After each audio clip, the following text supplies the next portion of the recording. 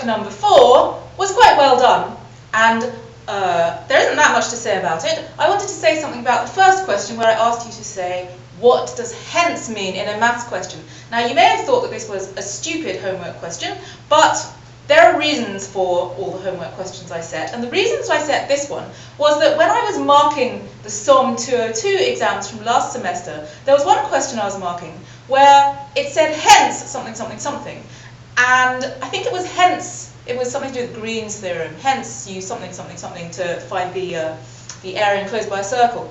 And probably more than half of the papers that I marked didn't use the bit of the question that they were supposed to use that was given by the hence part. And it was very sad, because if it says hence, it means use the previous part of the question, and it means that you won't get any marks if you don't use the previous part of the question. And some people, when they were answering this homework, thought that the hence was there to help you, to give you a hint that the previous part of the question was going to help you, which is true, but it's more than that in an exam. It's saying that the examiner wants to examine you on whether you are able to use the thing that you've just done in the question.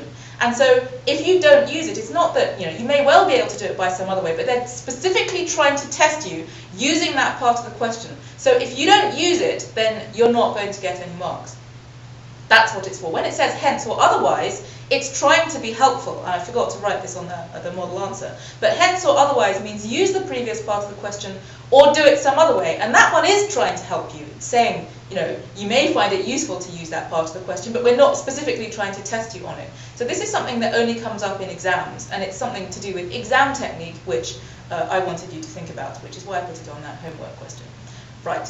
Question 2 was about the integers mod 24 and finding which of the integers were units and which ones were zero divisors. Now the key to remember is that in the integers mod n, you're a unit if the highest common factor of u and n is 1, and if the highest common factor isn't 1, then you're a zero divisor. Now one thing I want to remind you is that 0 is a zero divisor. 0 is a zero divisor in the integers mod n.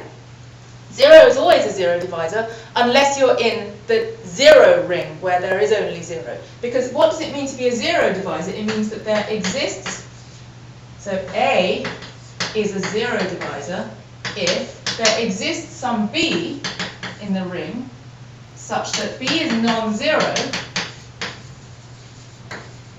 and AB is equal to 0.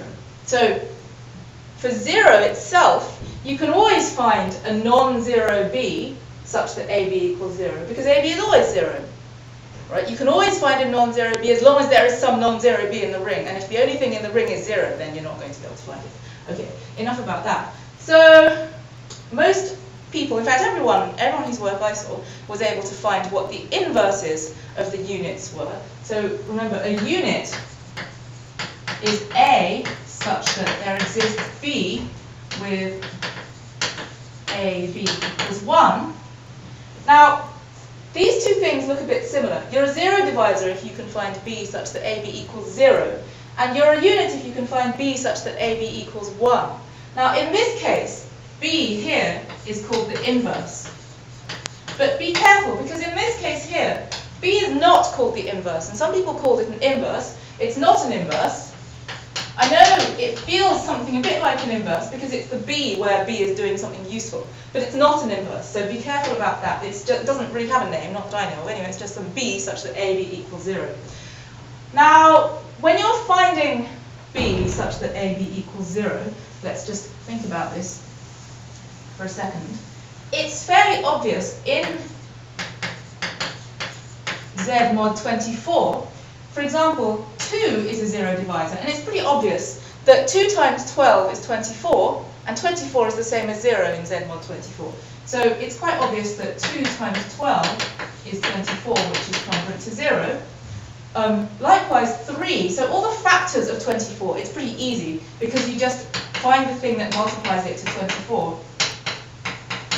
4 sixes are 24, 6 as well, you get 6 fours are 24, 8, that's another factor, is easy, 8 threes are 24. So all these, it's quite obvious how you find another number, such that when you multiply it, you get 24, which is 0.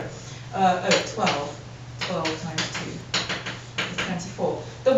which it's less obvious are the numbers which have factors with 24 but aren't actually factors with 24. So, for example, what's the first one we're going to get? Well, for example, 14. 14, so the highest common factor of 14 and 24 is clearly not 1.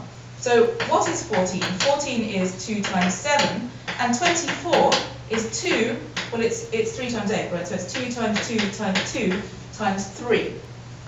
So if you examine these two products of prime numbers, you can see that if you're trying to multiply, what we're trying to do is we're trying to multiply this by something so that we get something divisible by 24. So you can see what factors you need in order to be divisible by 24. For any number to be divisible by 24, you can factorize it into its prime factorization and then see whether you've got 3 2's and a 3. And if so, you're divisible by 24. Here, we've only got 1 2. So what are we missing? We're missing 2 2's and a 3. So if we throw in 2 2's and a 3, we're going to get a factor of 24. So it's now clear that 2 times 7 times 2 times 2 times 3 is going to be divisible by 24, right? And this part is 14, so all we have to do is work out what that part is, and that's 2 times 2 times 3, which is 12. So we know that 14, what is he saying, is that 14 times 12 is congruent to 0, mod 24. So let's just do another one of those to see if we've got the idea. Let's do 16. 16 equals 2 times 2 times 2 times 2, right? And again, 24 is 2 times 2 times 2 times 3. So what are we missing here? 16 is not divisible by 24 because we haven't got this 3. We've got enough 2's because we need 3 2's, but we haven't got this 3. So what we have to throw in here is a 3, right? So 16 times 3 is going to be 2 times 2 times 2 times 2 times 3, and that's certainly divisible by 24, right? So 16 times 3 is going to be congruent to 0 mod 24. Let's do one more to see if we've got the hang of this. Let's do 18. Okay, 18, well 18 is 2 times 9, so that's 2 times 3 times 3. 24, again, is 2 times 2 times 2 times 3. So what have we got here? We've got a 2, we've got a 3, but we're missing a couple more 2's. So we need to throw in a couple of 2's. So 18 times 2 times 2 is going to be divisible by 24. So 18 times 4 is going to be congruent to 0, mod 24. And notice that I've done this without ever actually working out what 18 times 4 is. I don't know what 18 times 4 is. I could work it out, but I don't need to work it out in order to know it's divisible by 24. I can just look at its prime factorization, which is 2 times 3 times 3 for the 18 part, times 2 times 2. See, we've got 3 2's and 3, so it's divisible by 24. So hopefully, you now got the hang of that.